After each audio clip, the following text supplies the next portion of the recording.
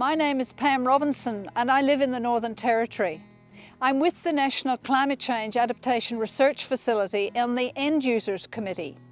Now, managing coastal risks and understanding what has to be done in terms of sea surge is very important. The group that I'm with are actually looking at ways that local government were managing and how they can do better.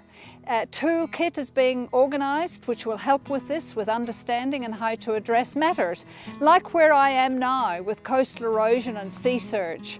Lots of erosion is happening where substantial assets are already at some risk from accelerated erosion.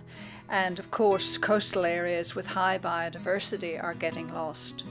The opportunity for better decisions and longer-term thinking in infrastructure is what is needed now. Already, with sea level rise, saltwater intrusion in the former freshwater wetlands has happened, and we're losing many of the paperbarks. Increasingly, areas like this, whilst they're ancient rock and some will crumble, in fact, with sea surge and with wave wash, increasingly it's getting eroded. And behind me you'll see where there's been a lot of erosion and trees are getting sort of looser. In fact, right behind me there was a seat where people used to sit and enjoy, but suddenly we realised that the erosion was tunnelled underneath and all that area is completely fenced out.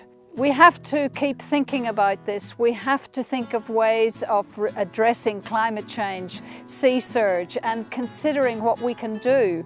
We don't want to find that a lot of our coastal areas are inaccessible. And we have things that we can do, we have things that we can get on with. Sea level rise is not something in the future, it's happening already. 18 centimetres in the last 20 years in the Darwin region, which makes it one of the highest sea level rises anywhere.